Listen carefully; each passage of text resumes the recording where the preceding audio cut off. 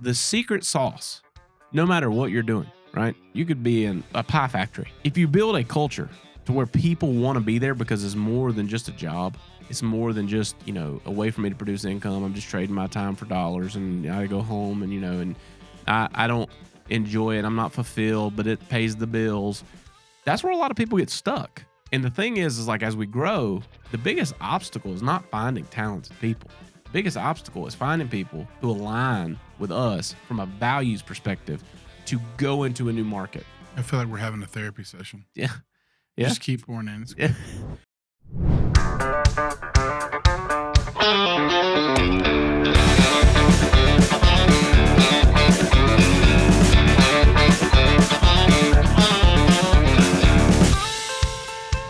So 2025 is officially kicked off, and we've got a lot of big things happening and a lot of moving parts and a lot of pieces and all this kind of stuff. But 2025 kind of launched off of the heels of our annual that we throw every single year. And inside of that, we launched Barndo 2.0 and all these new pieces and new things are happening. And I'm just excited about the growth and all the changes and all these different things. And it's like, man, where we're at today and like what the projection of growth and opportunity looks like is kind of surreal. But it's fun. It's fun to see the vision that started so long ago, but really not that long ago, like just get transferred down, and now you've got a team of people that are out here executing on a very high level to make things happen and expand the reach, man. Expand the reach. What are you most excited about for 2025? Bro, I was sitting there thinking about the annual. I showed up late. When I showed up, I had people in there whittling sticks, crying, talking about, bro, you had them like straight up. I don't know. Well, it's just a transformational moment. So, the biggest thing is this: is like a lot of people probably don't even know what the hell we're talking about, but when we talk about our annual. But something that we do all the time, and a really core piece of our culture is every quarter we get our teams away, right? And we do an offsite something, and we celebrate, and we go do something fun as a company, and we that's even changing a little bit in 2025 because we've gotten so big and we got so many different markets and how we do that. But how do you do it and not lose it? But one thing that we started doing 3 years ago was this annual retreat. And so we take the whole company up. We spend like 3-4 nights, a long weekend away. And it's just absolutely transformational because we don't go up there with a business game plan. Like we're not up there to talk about the company. We're up there to talk about the people, which is the company. And we challenge people, man. We challenge people to become the best version of themselves and deal with things and balance this crazy life that we live. It's very cool. I mean, I think the coolest thing is the spouses showed up and they were like, our companies don't do this. Yeah. And we're like, we don't know any better. So, yeah. Well, the best part was like, this is the first time we've had the opportunity to have spouses come in, and we had them in for the awards night, which is always fun. Mm-hmm. But like, I'll say this from a takeaway. I can't imagine anywhere else on earth where I could wake up at 7:00 in the morning and it's 22 degrees outside, and have people show up on the end of a dock to jump into a lake with me just to challenge themselves. It's something that, Mike, he's a lunatic. He's been doing it every day for like 3.5 years. That rubbed off on me. Started doing this whole cold plunging thing. And like, it's one of those things, like I do it because that's the hardest thing I'm going to do that day. And I just get it out of the way. And it was fun because like the mental build up to it was like, I'm not going to do this. I can't do this. I don't want to do this. And then the first time I did it, it was like the psychotic piece of my brain was like, I love this. And so I just started doing it every day. So when we got there and it's blistering cold, we were talking about the lake and everybody's looking around like, I know TJ's going to figure out some way to get us in that lake. And so Mike looked at me and was like, you want cold plunge in the morning in the lake? And I'm like, yep. And he's like, all right, well, who's coming with us? I was like, I don't know. We'll just do a little casual invite. So the first night we're standing around the fire pit, we got 50-something employees out there. And we're like, hey, by the way, if anybody wants to kick this thing off, because everybody came in like a Thursday evening, it's real low key. We eat dinner together, hang out at the fire pit, kind of talk about some stuff. Everybody goes back to their separate living areas and, they got different parties and stuff going on. And we're like, hey, it's 7 a.m. We're going to be at the lake behind the big, fellowship hall where we're having all the meetings. and we're going to jump in the water. And we're inviting anybody that wants to show up and do it. And so that first morning, we get out there, and I think there was like 5 or 6 people that show up with us. Some of them have never done anything like that in their whole entire life. And we got in the water, and it's hands down the coldest water I'd ever been in, ever, by a long shot. So we get in the water. We got some videos of that. That's super fun. But we jump in, and I'm out there. We get in the water. We got Billy was there, Nick was there, Alicia, and Alicia's like, I can't do this, guys. I can't do this. And I'm like, yeah, you can. It's gonna be great, And so she comes down. She gets in the water. And she's hanging out. She's like, how long are we doing this for? And I was like, well, I mean, I'm gonna sit here for at least 3 or 4 minutes. I was like, but you're welcome to get out whenever. And she just hung, man, like the whole time. Like that first morning, everybody is in the water, freezing, right? But it was fun because you could just see in their mind, like, I can do hard things, right? Like, I don't know why we're here, but it was just fun, Like everybody always jokes, is like, you guys built a cult. It's like, maybe, but for good intentions, and the ability to have that many people show up and jump in the water. And then Lance, our brand new director of sales, and everybody's gassing him up in the chat, like. He's like posting on Facebook, like, guys, I don't know about this, jumping in this water. I think this is a bad idea. And everybody's like, you got to do it, bro. You got to do it. You got to do it. So he shows up, like, we're getting out of the water, and they couldn't find the lake. So there's a couple of them that came down, Derek and Lance, and I don't remember who else, but they came down. And like I said, there's about 5 or 6 that first morning, and they dive in that water. And you can just see the look on their face, like, oh my God. And there was a couple that jumped in. And we were like, well, we've lost them. They're not coming back up. And then they bubble up out of the water, and their face is just like, why am I doing this? But it was fun. It was like the part that we didn't think about was workers' comp. No, Nate covered that. We had a separate insurance policy. They jumped in by their own. Yeah, we didn't do this. But we had to get back to the cabin. And so I had a golf cart, and I had a few people on my golf cart. Mike and a few of the other ones walked back to the cabin. You're talking, it was a 10-minute golf cart ride. It was like a 30-minute walk. By the time you got back to the cabin, I mean, you're crystallized, right? And just warming up but what was fun was everybody who did it was talking about doing it. And you could just see it as like a victory, right? Something took place to where they're like, I did something hard, and I was one of the few that showed up and did this thing. And it kind of set the bar. So they opened it up the next morning. I didn't go the second morning. Overslept, was like, nah, didn't pan out. And to be honest, didn't really want to jump back in it the second time. But Mike went back down there, and he had a couple of people show up that morning. Connor, and then Brittany, brand new employee in Greensboro, and Christina, our office manager in Duncan, shows up. And they jump in the water, bro. And it was transformational. Just to see them challenge themselves to do something and be one of the few, right? Mm-hmm. And it just set the tone for the entire weekend.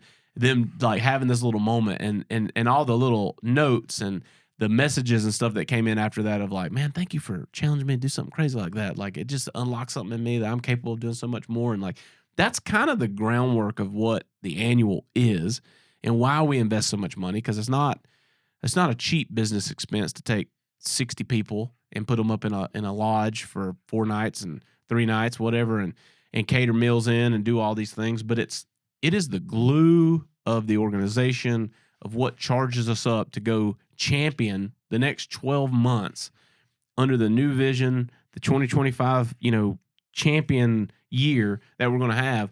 That it starts there. And then from there, we do some deep diving stuff. Like, we unpack a lot of stuff that's going on, things that you wrestle with as a human being, right? Like, we're all in this together, man. Like, we're all working really hard. We're all dealing with ups and downs. We all have families, and we have other responsibilities. And how do you dig that out of somebody? Well, you come to an annual, and you have an experience, and you're going to wrestle with things, and you could just see, like, some of the people, that was their 3rd trip. They knew. They've been there since the very beginning, and they kind of know what to expect. We've mixed it up a little bit. And do some really fun things, but the whole purpose is to challenge you to become a different version of yourself. And so we talked about this Barndo 2.0 launch because a lot of things change, right? We got a whole new mission, whole new set of core values, whole new vision that we're championing over the next 18, 24 months. And then I got to kind of come in and speak to the backside of that of like, the only way Barndo 2.0 is real is you got to find you 2.0.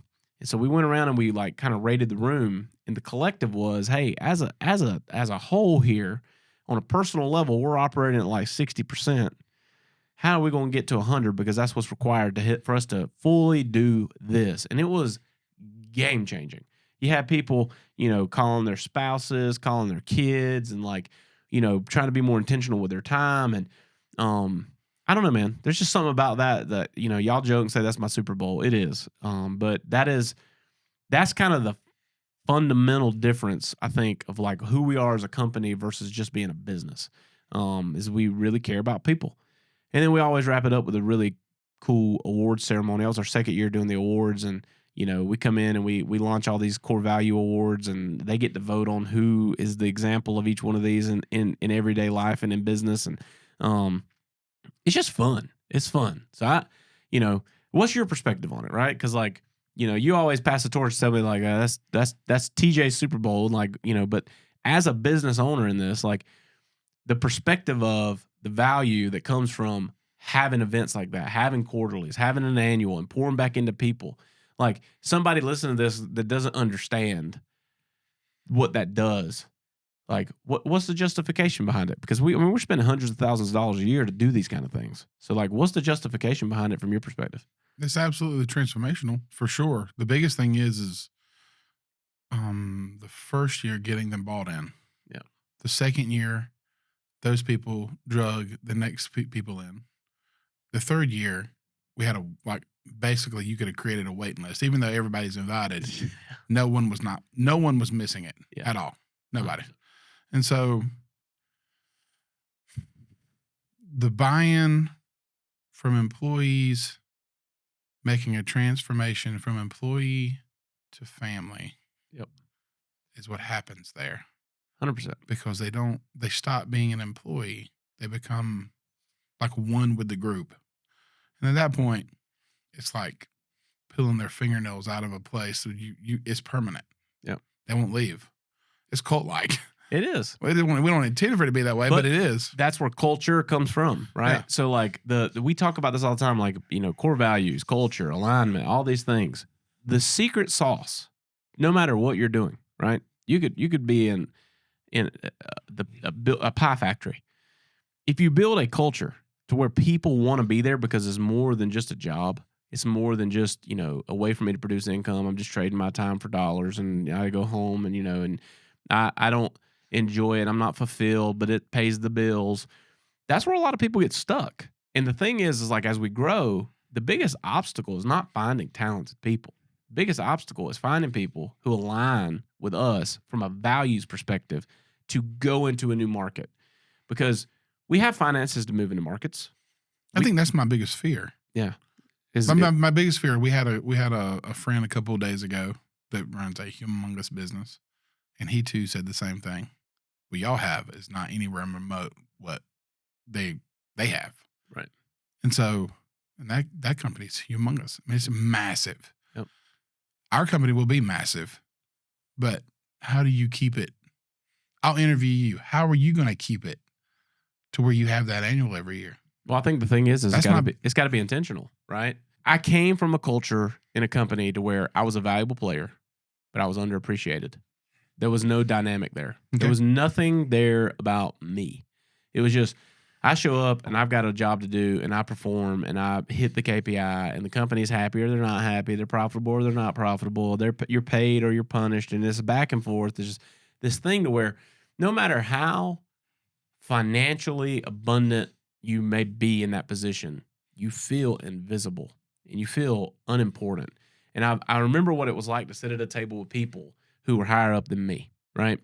And like the owner of that company, he didn't know me. He didn't know anything about me. He didn't care to know me. He didn't care anything about me. Now, he's going to tell me whatever I wanted to hear when he was around me because I was making him a lot of money, but he would also be the one to cut your nose off, spite your face, because he's just running a business, and everything's numeric and everything's just, a placeholder. There's no intentionality, no relationship. There's absolutely nothing there other than an opportunity to make money. And that's not motivation. It sounds like motivation to people who don't have money, or someone who's trying to build wealth or set a certain style of life for their family. And so you can chase it if you've never had it. And then when you get it, you're still going to feel unfulfilled and you're going to feel like misaligned and you're going to feel invisible. And that is the worst thing in the world. I made great money at the organization I was with for 10 years. I was highly paid, highly compensated individual. But I was the most undervalued. Just everything was just not good enough. Like it was not, I was nowhere in the culture. I was nowhere in the DNA. I had no decision power. I had nothing. Like nothing made sense. Like it's all bottom dollar driven. And that's just not what people are looking for, man. That you don't have transformative change. You don't build something more. You don't build an experience. You don't build anything other than a product. And a product has no emotion.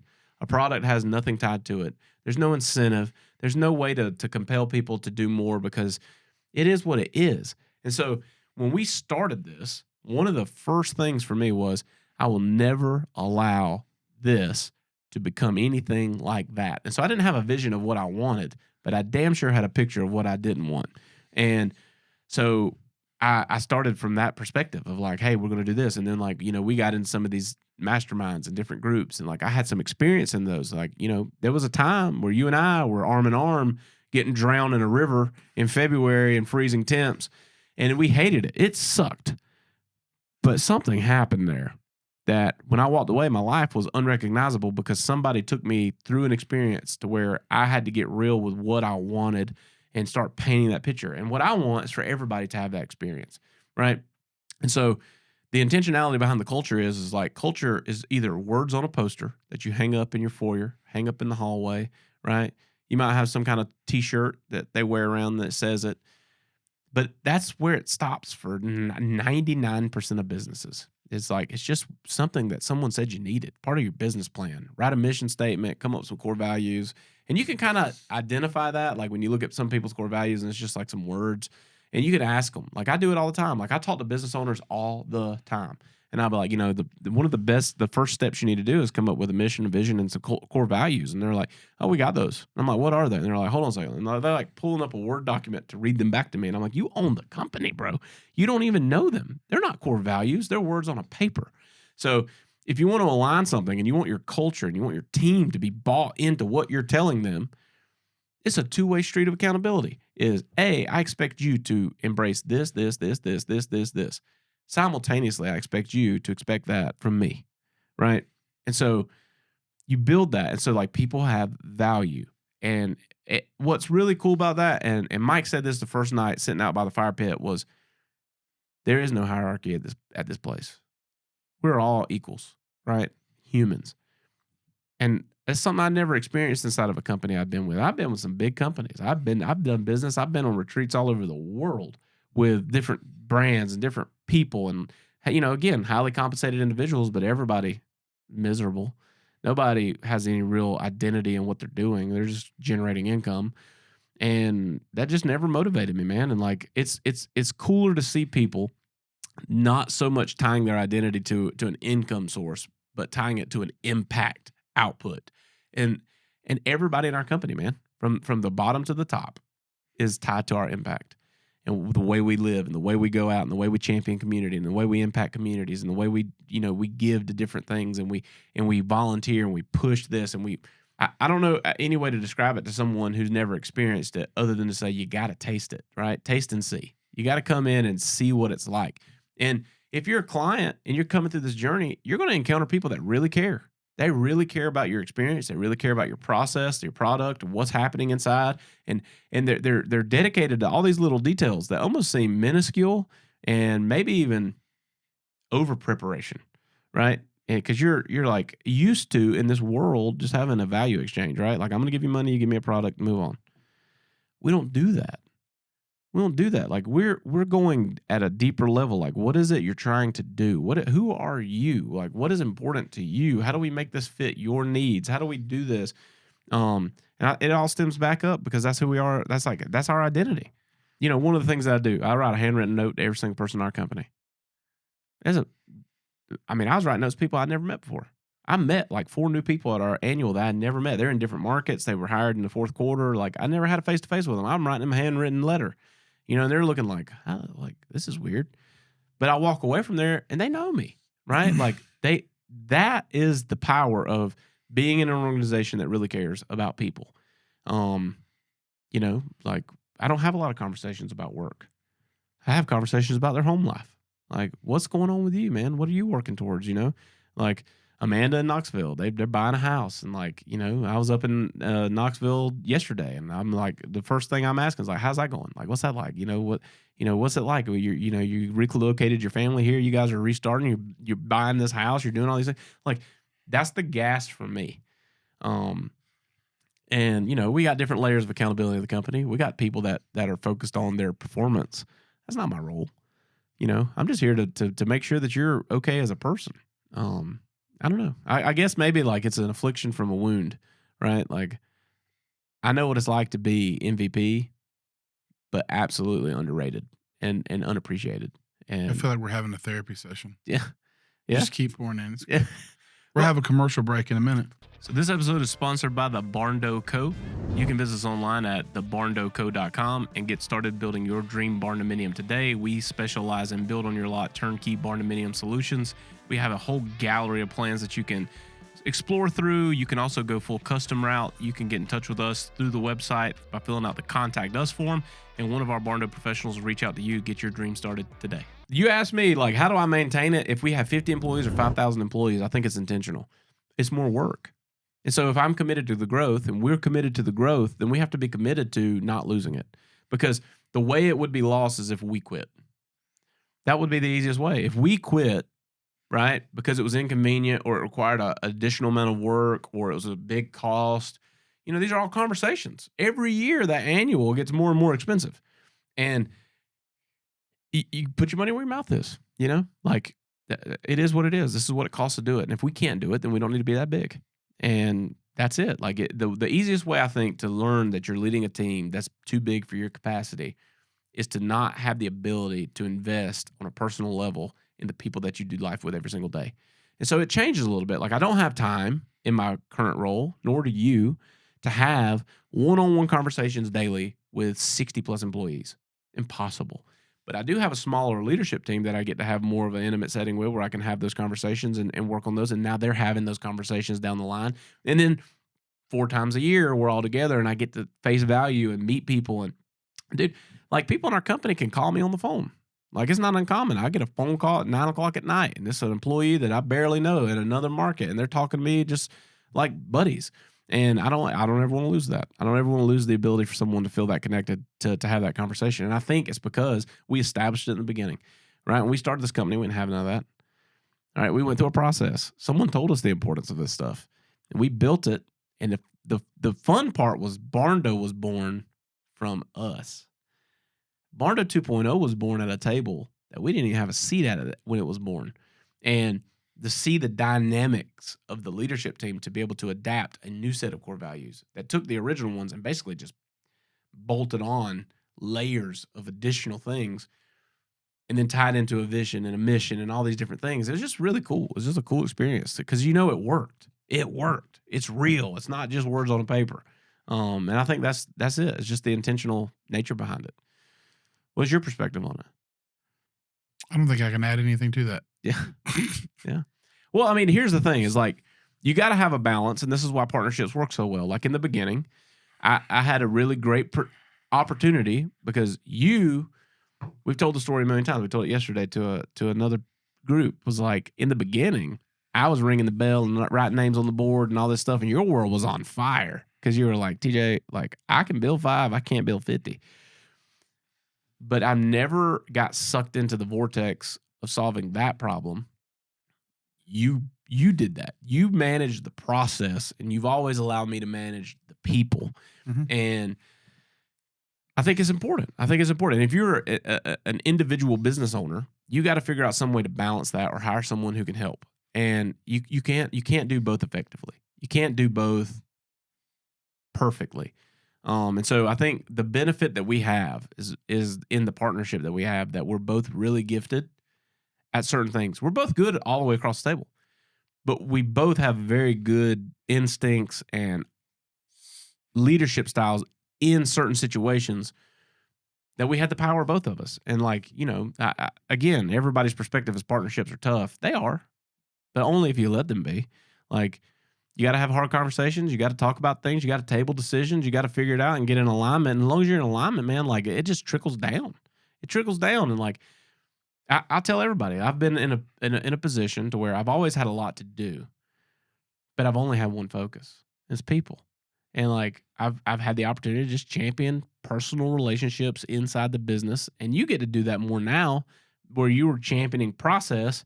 And so it's like it's just I don't know, it's an ebb and flow of things. But because of the nature of our company, we got to own what we were good at. It was extremely tough, that's for sure. We made it through December without any crazy stuff. That we know of.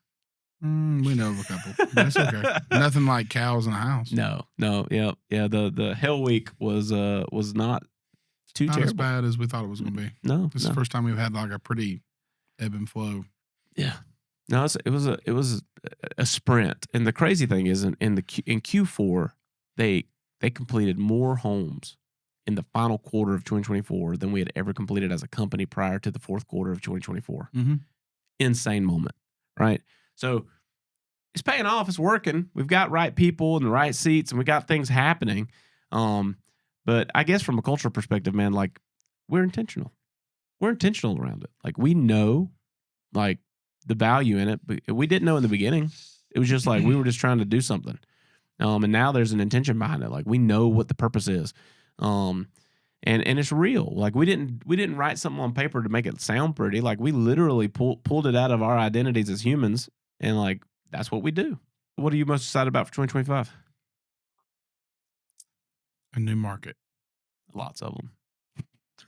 There's so many things going on right now. I don't know. I'm pretty open-minded about everything in 2025. I mean, we have a lot of stuff going on, big stuff going on. And so, I've stepped out of the fire that I was in. And it was a blessing and a curse because it's my identity.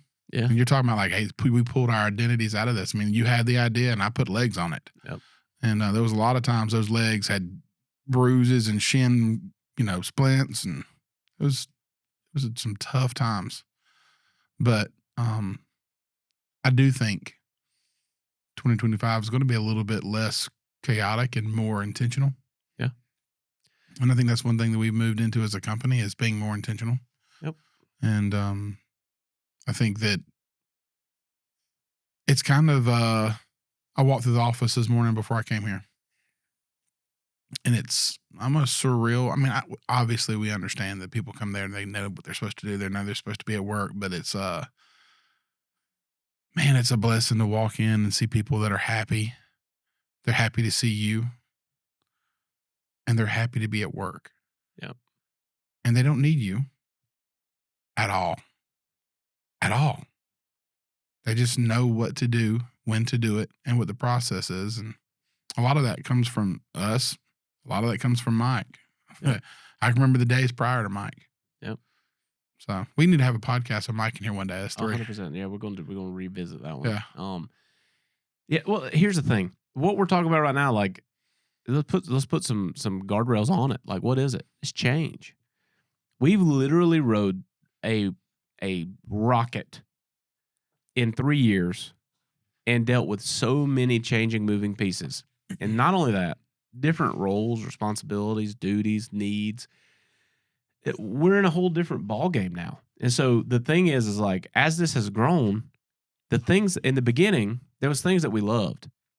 I loved client experience. I love being, sitting at a table with a family, them telling me what they're trying to do and go build it and trying to work through all the nasty details of it. I love doing sales. I love finding ways to market to people and then have them sit at the table with me. And then, I kind of handed off sales. You were still in production for years.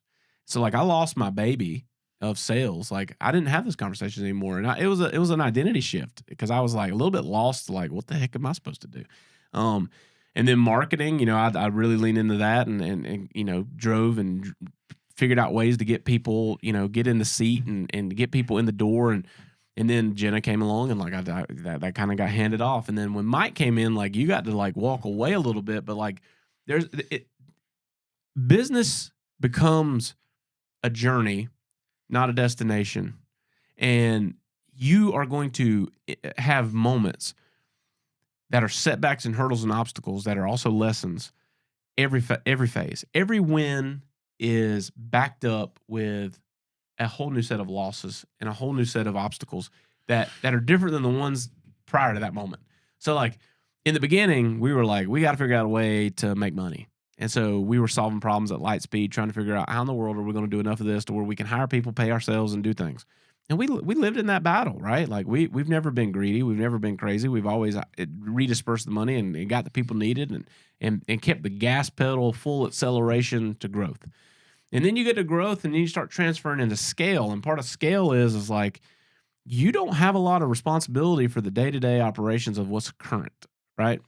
And so now you're in this new seat of like where we're scaling opportunities and moving into new markets and having new conversations, and the duty is different and the identity is different and all these things are changing. So like the ebb and flow of growth is like you can grow and get tied up in the identity of the moment, the problems that I'm solving, and start dictating like this is my value, this is what I bring to the table. And then when you find someone who can also do that, it's a blessing because it's like now I don't have to do that. But then you have to like go, well, what do I do now?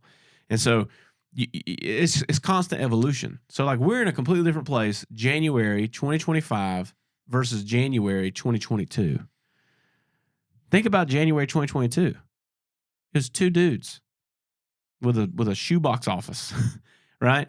Trying to figure out like we didn't even know what we were building. Like we were trying to develop a system to even be able to bring people in and design and go to construction and trying to build the process and how we were going to construct and figuring out lending and all these things. And now we're in a different position. Now we're in 3 states, 6 offices, 60 employees, servicing hundreds and hundreds of clients. And we got a whole different perspective now. So it's like that's something that you could lean into for like business owners. Like there are seasons of this to where the struggle never gets easier. It's just different, right? Like it's a new set of challenges, different challenges. We're in a new boat. We're in a new piece of the ocean. And we're navigating through it to figure out like what is next. You know, like speaking of that a little bit, like, you know, the last 3 years was something that was like an overcoming obstacle that you're like, holy crap. So, I mean, I think a lot of it comes from, you know, we ran it as best we could up to the summer of 24, 23. And we started hiring high level people that knew what they, you know, processes wise, even like Mike. And so I think the struggle for you and for me, because you champion it, but I think the struggle for you is you have these people that come in like Mike or, you know, Lance is here now and he's more of the corporate world. Oh. Nick's more of the corporate world. And I remember the first time you stopped me in the hall and you were like, you have to calm down. You have to calm down. And I think it will always be those people, and they're great for our company and they produce the process, but it'll always be like the Greek mythology deal where he's like holding up the world. It's you literally going, hold up, just wait a minute before you implode it. Like we got to take a deep breath. And I think that's going to be a big struggle. The larger you get, the more highly intelligent people that you put in, who are trained in the old way, not our way, is the people you're going to have to deal with like me, where I would come in and was like, nah, hell no. And you had to change it. Yeah. Because I remember like, bro, I was ready to burn down sales one day. Yeah. It's moving pieces. This is not easy. Doing this is not easy. Mm-mm. It's a constant tap dance and an evolution. And when you're growing at a rapid rate, you're evolving faster than your mind can process. And this was supposed to be a funny podcast. Yeah. Yeah, no, it is. I feel like we're reminiscing on all the like landmines that we. Man. Like, here's the thing: somebody's listening to this right now that's in a startup mode. Yeah. And all they can think about is what it would be like to grow and produce and hit these $100 million marks and do all these different things. And what they don't know is the identity shifts that have to become. Like who you are, who must I become for what I want to be true. And that never stops changing. Think about all the evolutions and all It's the the same things. thing, like the evolution that you go through. Like, let me put it this way: like TJ always, you evolve faster, and the rubber band stretches, and sometimes that void gets super far between us, but it's still connected. And then it's like when we went to the program where it jerks you back into the next piece, and then partnerships work that way. Partnerships work to where one of you grows faster than the other. Marriages work that way. One of you go faster than the other. One of you handles the money. One of you's the spender. One of you's the arguer. One of you's the quiet guy.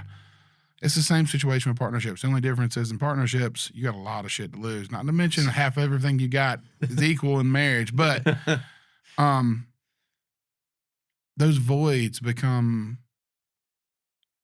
larger and larger. And if a partner, if I had a person sitting here today and they said, I'm a single owner of a business. I don't care if you are a single owner of a business. The one thing that I did take away is that someone's always going to be the visionary, and someone's always going to be the integrator. Someone's always going to be the one dreaming, and someone's always going to be the one doing. And that might be you. You might be holding both hats. But eventually, at some evolution of your company, there will be someone that's a TJ and someone that's a Ross. And it doesn't matter if they are owners, but the void between them has to be monitored to where one can't outgrow the other. For instance, sales. Sales grew rapidly, way faster than production in our company. And that rubber band stretched, holy bro. Yep. But that was, you could pull a goddamn G note on that sucker. Like it was, Yep. It was extremely, the vast abyss was between them for a long time. And we took a lot of hits on the chin for that. But the evolution of how that happens and growing out of that and being able to pull that rubber band tight back is where you see what you talk about, the spurt, the slingshot, the slingshot. So what happens is it'll stretch way out, and then all of a sudden it'll take off again. And the problem with it is if it's not ever growing that way, whether it's a partnership or it's sales and production or it's production and sales backwards, that would be a bad day, production and sales. But it should be changing. If you're growing, it should be changing. Yeah. If it's not changing and you're not feeling the tension, you're not growing. If you're not growing, you're dying, right? So I think the bigger piece of that is this, and it goes back to what Nick Alfano said in the program. It's a true statement. If you want to go fast, go alone. If you want to go far, go together. And part of that is you equate that to base camp mentality, right? Like we learned base camp. Mike taught base camps to us because I'm a high visionary, and you're the kind of guy that's like, I'm going to solve the problem come hell or high water. And so we're just running. So like you look at business like an ascent to Everest, right? We're climbing Everest, baby. And in your mind, you're like, I'm going to get dropped off in a helicopter at the base, and I'm going to run up to the top, take a picture, and I'm going to run back down, and I'm going to be home for dinner with the family. And it does not work that way. Mm-mm. Even if you had the stamina to make that climb, you would die because your body doesn't have time to adjust to the different levels of elevation, get acclimated to different heights and new conditions and all these different things. And when you break it down like that in business and you learn, hey, we're getting there, but we got to get to this base camp, and we might hang out in this base camp for 2 weeks, 2 months, or a year. And there's a lot of things that impact that. And the higher up we get, the more intentional you have to become with that base camp and that mentality, because someone is telling you the best outcome, the best possibility for the outcome you want is you need this weather condition. You need to have been here this long. You need this much supplies. And you might wait, and you might be the trailblazer that wants to run through the storm, and you might get lucky and make it, but most don't. And so it's learning as you grow to control that instinct that you got to solve problems right now, and you got to circle back. And so like that happens from a visionary perspective too. Is hey, I could dream all I want to, but if we can't produce it, I got to come back. I got to stay in base camp, and so that you end up with this constant tug where it's like he'll say, "Hey, I ran out here and he's back here on this rubber band thing." Part of that is sometimes it's snaps up to where you get to where I'm at, but more often than not, it's a meeting in the middle where I'm running back down like, all right, cool, like we're here, and then we get up to this level together, and then it's like this exploratory phase, and that rubber band gets stretched again, and then I run back down, and then we get together, and then we walk back up together, and I think the problem most people will have is the ego in the mind of going, well, I'm already up here. I'm already up here. I'll just wait for them. And it isn't possible. That's not a partnership. That's not a commitment. And that's true inside the organization. You talk about the annual and all the things that we do is we're at a high level looking at way down the road. And if we don't come back down here and walk alongside them to the next base camp, they're not going to be ready to go from there to the next page. They're going to die along this way, right? It does me no good to be here and my team here. There's a constant back and forth piece of vision versus reality versus where we are, problems we're solving, and you got to be, in one accord walking together. It's okay to have one that runs out and runs back, and it changes, right? There's different circumstances where you're the one that's way up here, and I'm like, I don't think that's a great idea. And then you come back down and we walk back up there together, and we find commonality. But that's the cycle of business, and it never stops. It never stops. Let me give you an example. This is how this worked. The first year of business, I was at REI still putting shit in the buggy. And TJ was on base camp 2 on Mount Everest. And you were like, God dang it, we don't need this in our buggy. That's the way it felt. Yeah. 100%. That's exactly the way it felt. Yep. But again, it's structuring it in a way to where you don't have an ego. There's been times that you've pulled me back, and there's been times I've pulled you up, right? And it's understanding the balance. Don't put me in the day-to-day problem solving, because that's not my strength. Let me go and solve the next problem, and then we can kind of hash things together. It's definitely a dynamic shift because, again, there's projects that we see when the public sees them.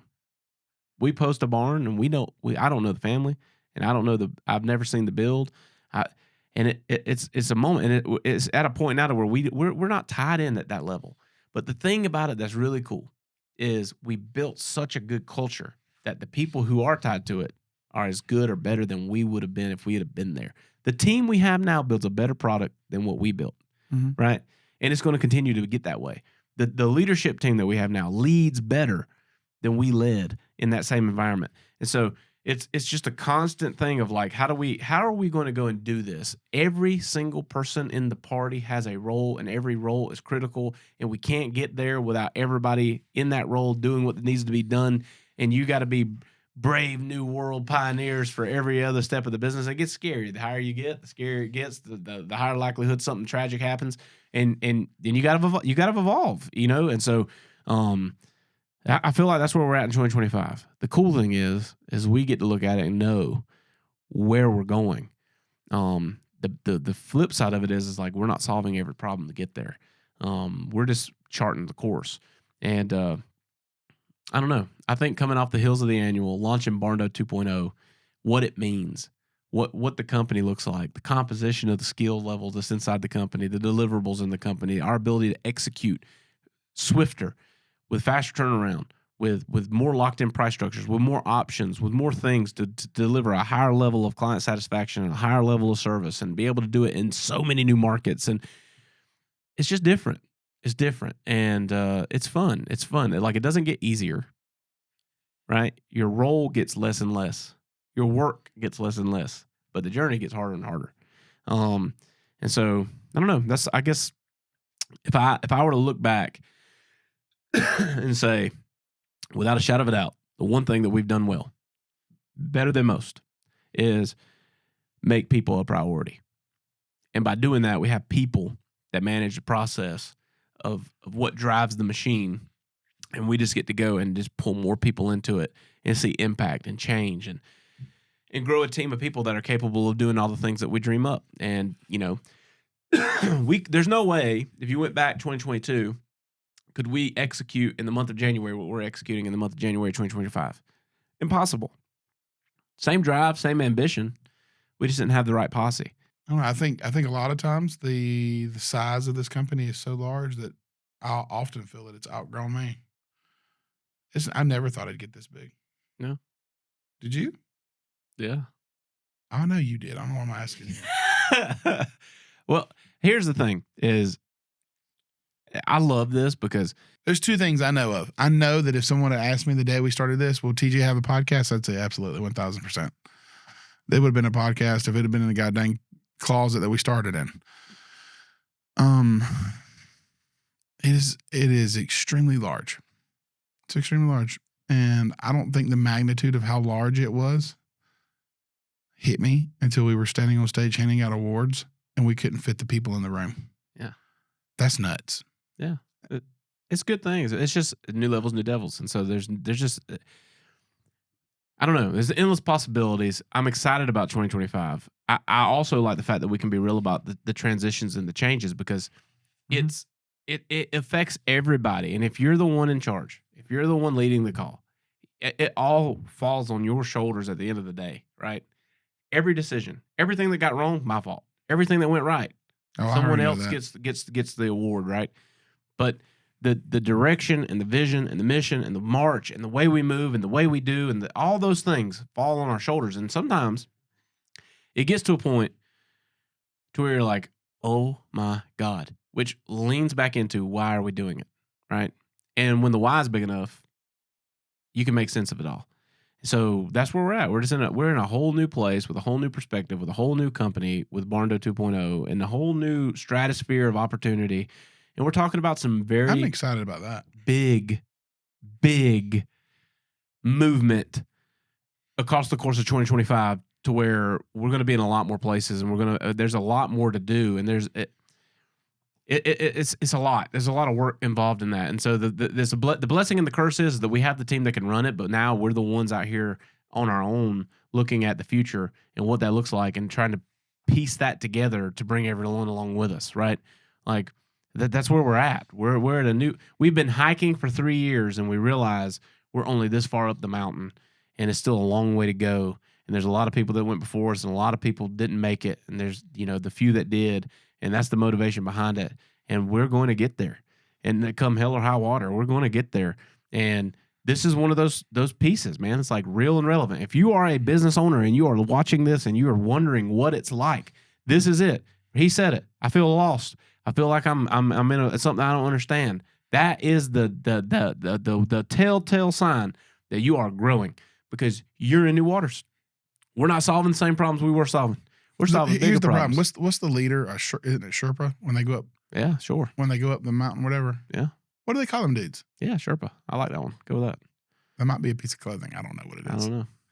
But anyways, he's laughing at me too. I don't know what they're called. Anyways, I'd say the lost part of it is this. This is the equivalent of it. Is that we're going through that situation right now where the band is stretching, even between you and I. And I feel like I passed a dead body on goddamn Mount Everest. And you're like, no, that's fine, man. He's just sleeping. And I'm like, that mug is dead. He is dead. And you're like, no, he's just sleeping. We're going to get well soon on him.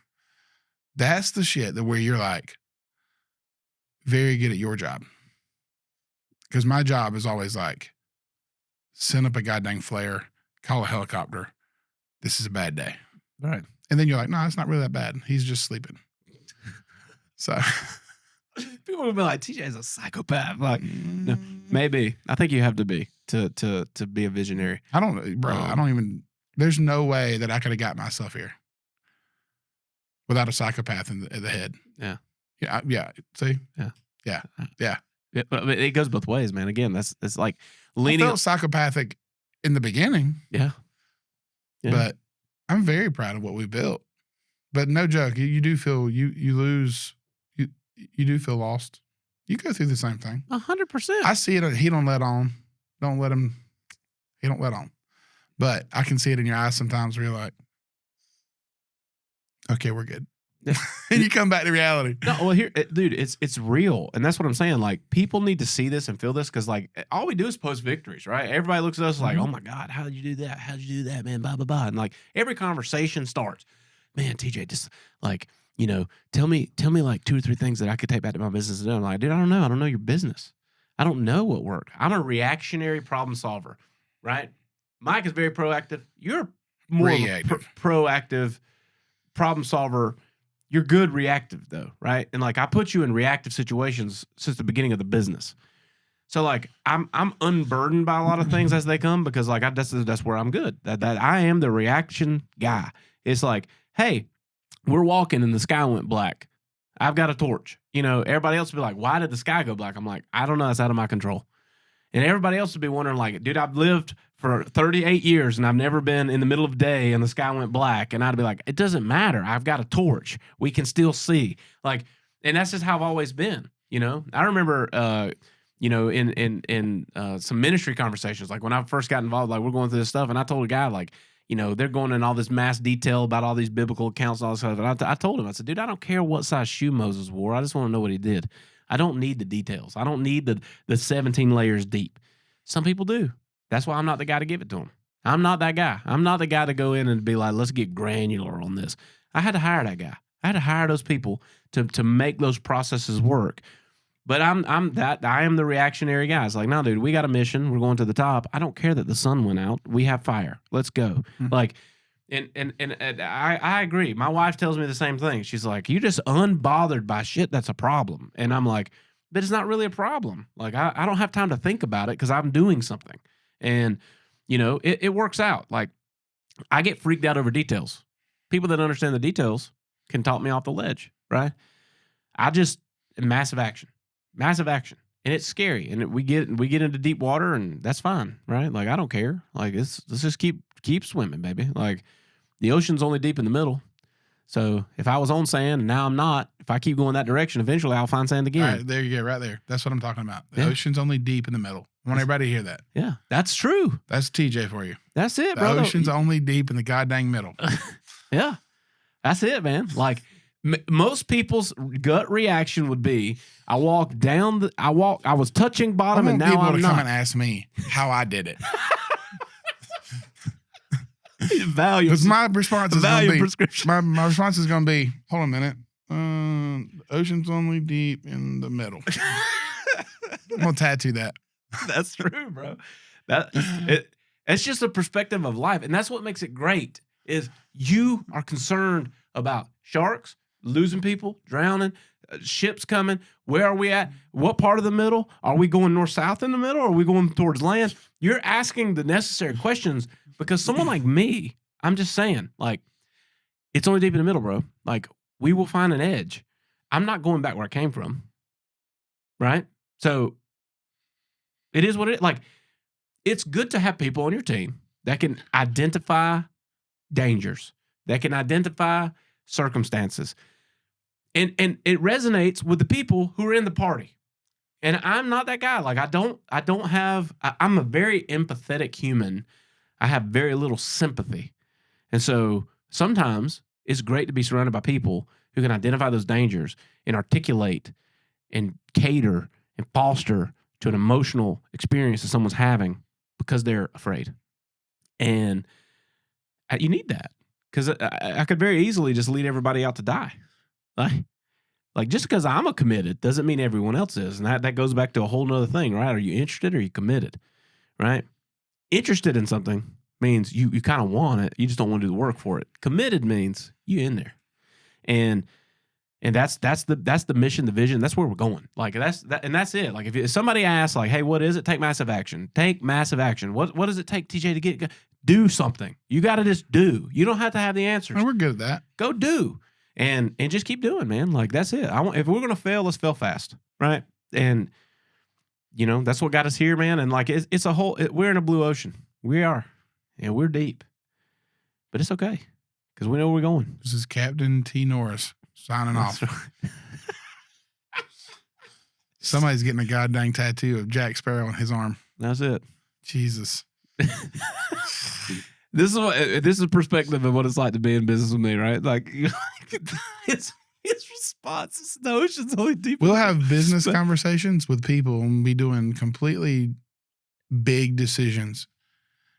And TJ Norris will listen to the entire pitch and then go, yeah, sounds doable. 1,000%. And I'm going, okay. And then I'm going to get that tattoo and be like, ocean's only deep in the middle. Oh, dude, this was I'm telling fun. you. This was fun, man. Like, here's the thing. It's like hangover season. Duck season's wrapping up. You've been traveling back and forth. All these new things is are going hangover on. season. We just moved offices. So, like, you know, like There's a lot of transition. We got a going on. million things happening in our life, and this is a fun place to sit down at this big ass farm table and talk about Barndo stuff and talk about real stuff, bro. This Like, is a big ass there's table. there's one thing that's for certain is we're not just going to paint a pretty picture. I'm going to have absolute authentic transparency with every situation as it arises, and you're going to know. Like, I want you to feel the struggle so that you can appreciate the victories, because I get sick and tired of people that want to, you know, see something and feel like they're being dunked on. I'm not here to dunk on you. I'm here to teach you how to dunk. That is the whole perspective of the show. That's why we're here. Like, if you don't know how to dunk, fine. Watch. Get dunked on. But if your perspective is I'm getting dunked on, then just move out of the damn way. Well, I think that a lot and watch. Yeah. And then go do it. That's the biggest thing. Like, it's there's good, bad, ugly, indifference. It's hard, dude. There's days you wake up and you don't want to do this shit, but you still got to do it. This right? is what it's like being in business with a coach. What's the dude, the fighter, where he's like, Charles Oliveira. yeah. Oh no, you're talking about Pajeda. Yeah. Yeah. This is, but no joke. Like, I do think you'll be a very good coach, because it's that same situation. Because there were times where I would make decisions very quickly, and you'd be like, "Bro, you got to slow down." But I was confident in those decisions because they were not big decisions that I knew that I could, at any point in time, get us out of. And then we started making, or you started making, really big decisions, and I was like, sucking the air out of the room. And so teaching decision velocity is one of the biggest things. Get dunked or get dunked on. Dunk or get dunked on. Yeah. And it's all perspective. That's what I say. If you're getting dunked on, just move outside, man. Then you're just a spectator of a dunking. All right? Like, get the hell out of the way. Like, you got to learn. And so this is what I'm talking about. It's perspective. Move out of the way, or you just get dunked on. Yeah. If you're getting dunked on, that's because you're standing under the damn rim. Go over there, and now you're just watching a dunk competition. It is. And it's not intended to be that way, because if you can't appreciate someone's win unless you felt their loss, and you don't know. This is not easy. This is the hardest shit you can do. Go start a business and scale it. Right? I don't even know the numbers behind it, but it's literally like, out of every business started in a calendar year, 99% of them are not there the following year. Mm-hmm.